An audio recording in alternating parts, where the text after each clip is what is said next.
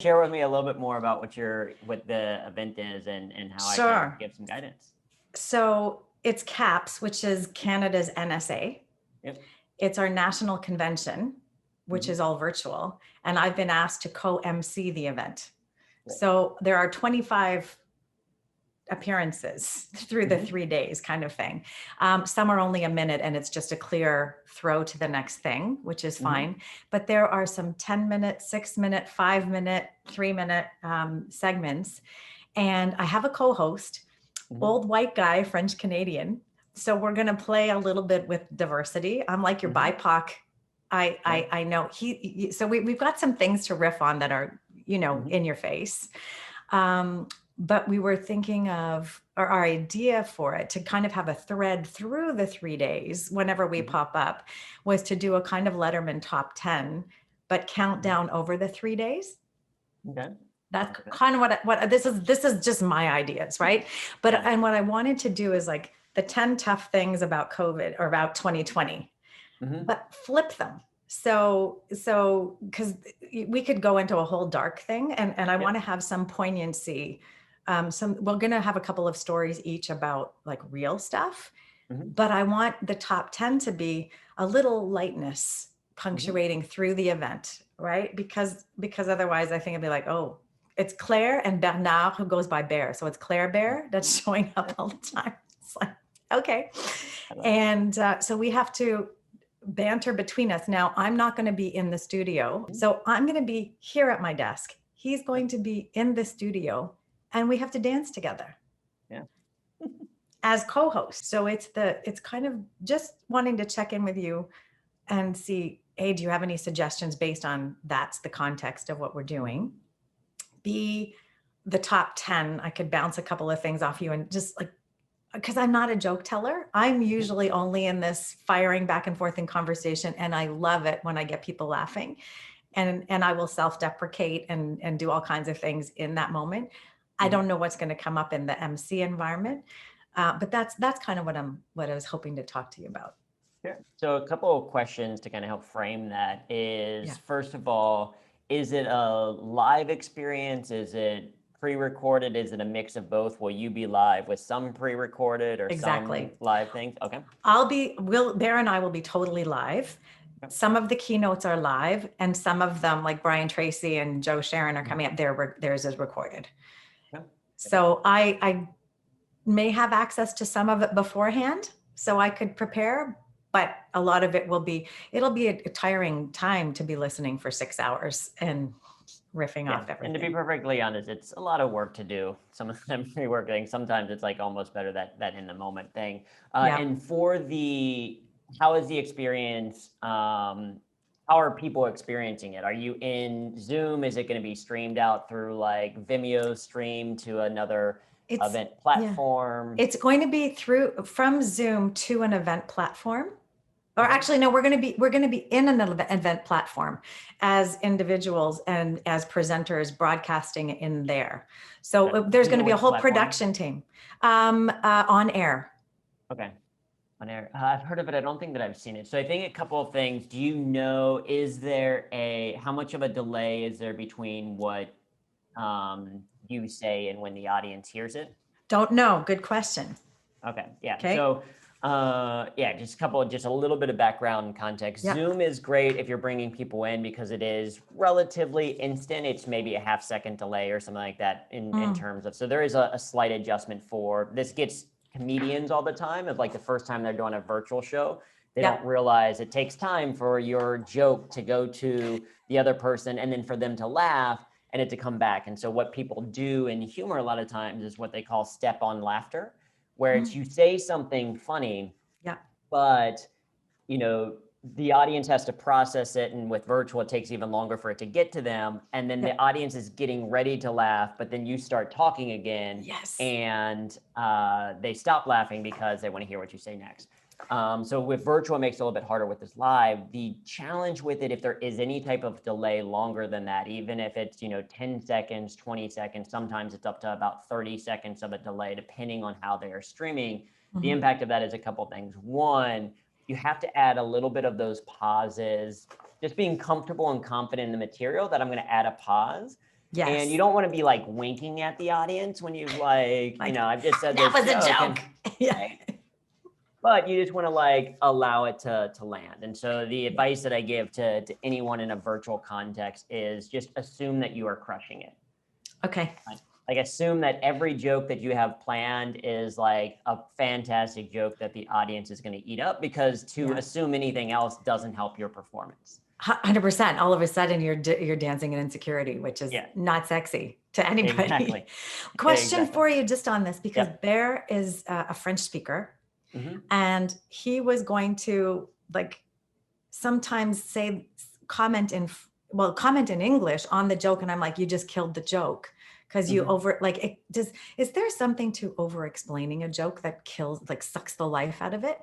Well, it depends on the performance. Yes and no. It depends on how it's done. Like, I mean, this is sometimes the you know, the negative thing of how people think of like Jimmy Fallon in some ways, because Jimmy Fallon in his show will say something that he thinks is very funny, and then he will laugh at the joke a lot. And some people love that because it's like him laughing, and so then it's like, we're gonna laugh with him. Other people I like it because that's what I do. So I'm like, I'm funny. My dating profile, it said that. I think I'm funny after 2 glasses of wine. Like you have to laugh with me. Exactly. It's an important, it's important attribute. So some people like that, some people don't. Okay. So it depends on also, and then the same thing of over explaining a joke. I think that if it's a tongue-in-cheek over explanation, if it's like, that's going to be Bear's personality of like, it's like, people might not get that. And you can have that interplay back and forth with them where it's like, no, I think they get it. And it's like, no, we need to make sure that they understand that this was a joke, and then go into the explanation of that. I think can help. If it's like no, I actually need to explain this joke, then it's like, well, it's probably not a well-written joke if you feel like you're going to have to explain why it's funny afterwards, unless that is part of the bit. And I think if he mixes the French in, it could be a great part of the bit, because then it's also helping our French listeners. Yeah. Right. And so I said, if you do it in French, I think that works beautifully. Yeah. So then the other thing so knowing that it's going out to the platform, the other thing to test for sure is the delay that there's going to be between you and Bear. Because some platform there's no delay, and then other platforms there is. So for example, Cassandra and I, when we were doing the hosting of the NSA virtual event, we hosted the talent show, and there was a little bit of a, just like not super long, but maybe like a 1.5 seconds delay. Okay. And that you just need to know going in, so that it's not like, so Claire, what was it that was, so Claire's going to share with us, the top 10, the number 10 reason why COVID has been tough. And then if you don't know that there's a delay and don't hear you speak, then, well, no, I'm going to say this. And then you start talking over each other. I know, so you just need to understand what the back and forth is. It's like the news anchors that are throwing remote, and the person's waiting, and then they nod and they go. Like I hear you, and they go. So there's something about throwing to each other, I think. Yeah, you'll want to have that understanding of how long it's going to be. Okay. And I think that's where, it's going to feel awkward for you as the host, but if you can do it confidently, right, as long as not too long, that's where you're going to be like, yep. And then you're just looking at the camera, like, take it away. Or, give it, like, some facial expressions can kind of help that selling of it a little bit. Well, when I'm nervous, I tend to smile. So that usually has worked in my favor. That's a great, right? Way better than like shutting down if you're nervous or pacing currently, just smiling. It's like, So, okay. So this is so helpful. So I'll ask those 2 questions to the production team, and I guess we'll get to feel it out. And then and to test it. So the other thing is, from a bigger perspective, at least my experience with hosting virtual events, some of the benefits of what a virtual MC can provide is certainly logistics. So I would say for you and Bear to really understand the technology, so that you can be reminding people of how to do it. So for example, if it's like a remote technology where people can network a little bit later, it's like, hey, as a reminder, when you go into this break, you're going to be able to network. And the way that you do that is you double click on a chair, and that sends you into this conversation. Or, if you need to change your settings for whatever reason, it's that little hamburger menu up icon, like, and if you can figure out the way to point as well. Those small things are helpful. Like, hey, your announcements are going to be over here to the right. You click on that little green arrow that expands them so you see it. So like learning the technology, I think, is very valuable because you can remind people of that throughout the event. Yes. Hey, just as a quick reminder, if you're just joining us, this is the technology that we're using, and here's how you're going to engage in the chat. Great point. Great point, and something we hadn't thought about. So, it's okay. That's good. So yeah, understanding the technology, certainly understanding the flow of the day, who's coming up, getting people's names and pronunciations correctly. The nice thing with virtual is that it's a little bit easier, at least for me, because so when I do MC stuff, I typically have a teleprompter. Where I then can put my script or my introductions and stuff between that. So I'm looking directly at the camera. If you don't have a teleprompter set up, then I encourage having like a computer right underneath their webcam with the text there so that you can be checking into it. And when you need to get the correct, pronunciation of the person's name coming up, that, you're able to check in on that. So so it doesn't have to become a memorization thing. Great. Right? Because I'm not an actress. So that's not my forte. So that's great. I will have it. Yeah. I'll have it my run of show under the screen. That's what I've spent the time on down. We've just had 2 meetings on it, and this came up last week. So it's been like, okay. So I spent time on the run of show, so I understand the flow and figured out what buckets I have to fill. Exactly. Yeah. And then having that, and then in between the breaks, when, you are setting up, okay, now we're welcoming to your screen. And some of it's a language change, right? Instead of welcoming to the stage, welcoming to the screen. When you can, so then someone is speaking for 30 minutes or 20 minutes or whatever, that's when you can kind of rearrange and get ready for the next thing that you're going to introduce. And then along those lines of changes of language, welcome to your screen, we encourage engagement. So hopefully, do you know if there's a chat functionality for the tool? Is that how can people engage that way? Okay. There is. Yep. I'm a huge fan of the chat. It's one of the right, because you're probably not going to be seeing audience members. My guess is we won't. You're exactly right. We don't see anybody. We see their photo.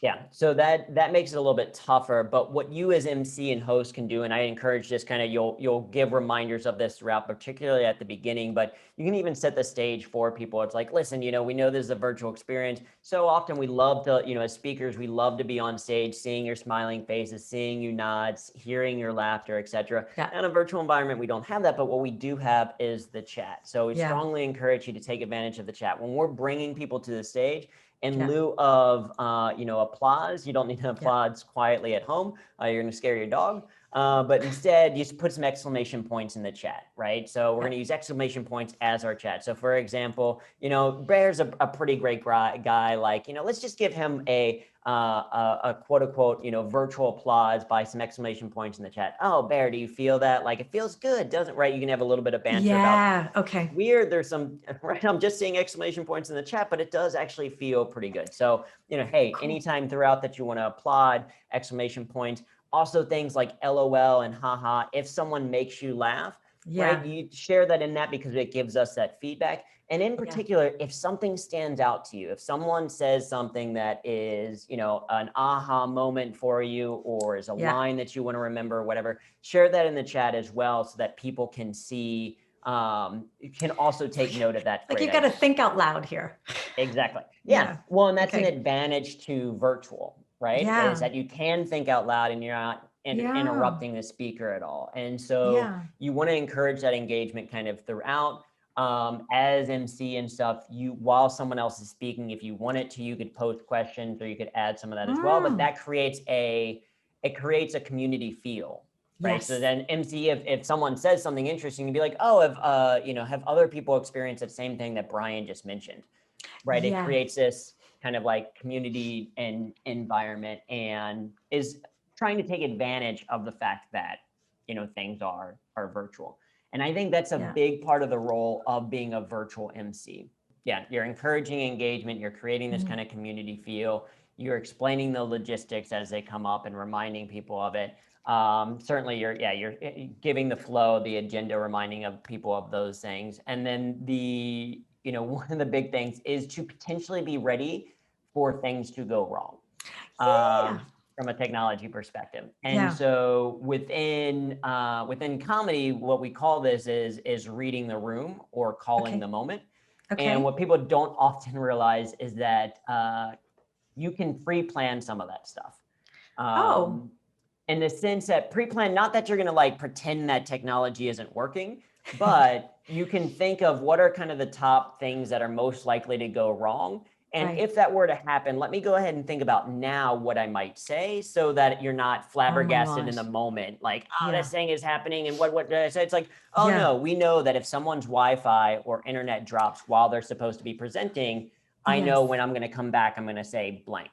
Right. We're going to say, hey, the internet gremlins are out there right now. We're going to work on getting so-and-so back into the room. But in the meantime, right. And the thing that I like is go straight to like, what are people learning so far? 100%. Exactly. Yeah. I was thinking your salvation is the chat. If the chat goes down, hopefully that's never happening. But then the salvation is, what did we learn from this? Give me your top moment. And that'll be. And facilitating experience. I was doing an event and one of the speakers was coming in from Wyoming.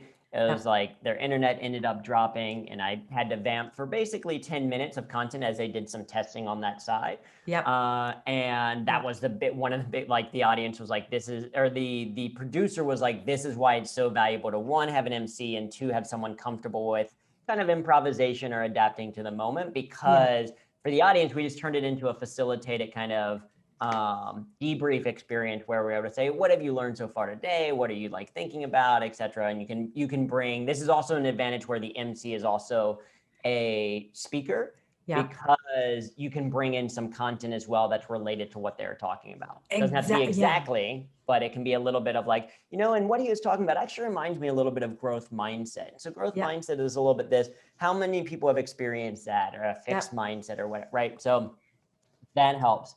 The other thing, just very quickly, is knowing from just a pure kind of tactical standpoint is knowing how long that delay is for interaction. Because if it is 20 to 30 seconds, then when you are asking something of the audience, this is where it can be helpful to have, the interplay back and forth.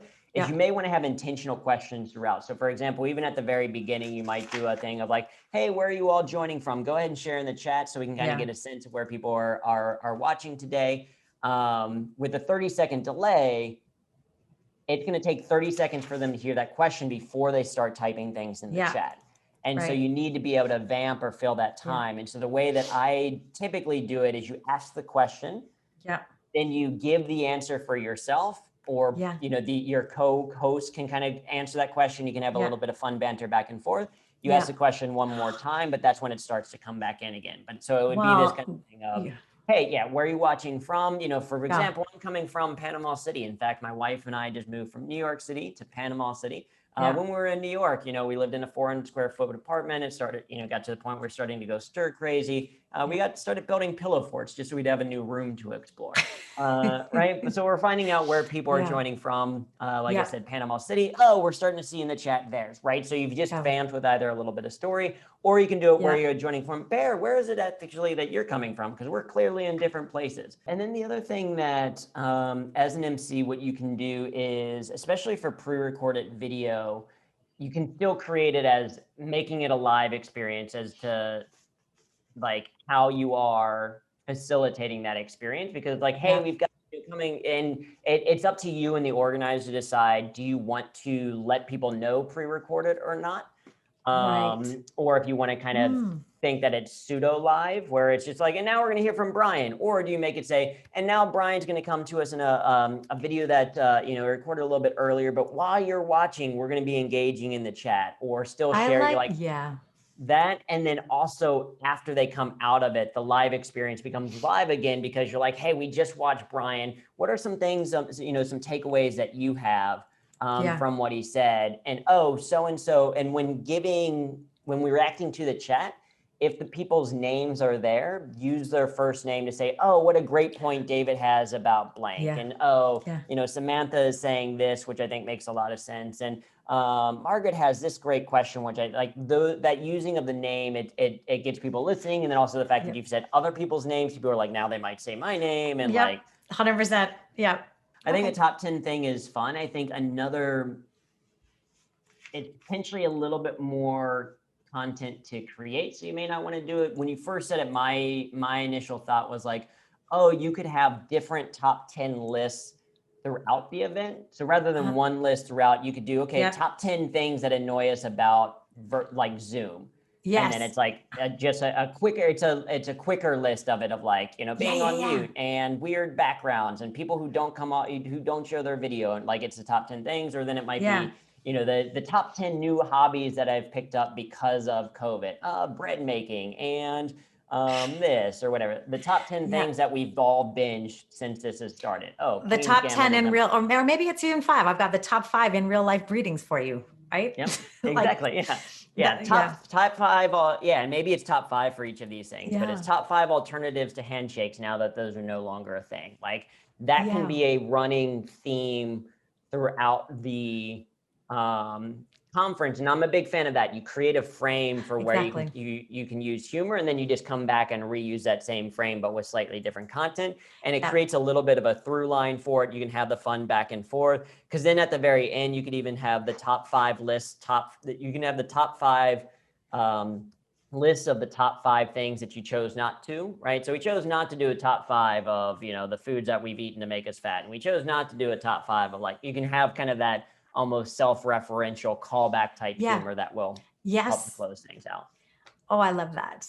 Do you ever cue in visuals? Like there's going to be a production team doing this. So if in the top 10, I have an image that I want to throw, is that getting too fancy, do you think? Or would that be? I mean, if it's possible, I think it's great. I mean, I use a lot of visuals in what we do. We do a lot of picture-in-picture slides, either via Prezi video or through the ATEM Mini. But yeah, I'm a big fan of visuals because, one, it can be a great punchline for things. It's just, I mean, people are on these screens, people are used to watching Netflix and YouTube and all this other stuff with high production values, high entertainment, all of that. And so in order to maintain people's attention in what you're doing, those visuals can be very helpful. As an MC, it becomes a little bit less important because usually your segments aren't as long. But if you're going to do a top 5 list, even if you had a graphic that's what I'm thinking. Like top 5, right? Exactly. Like something that helps visually punch the frame.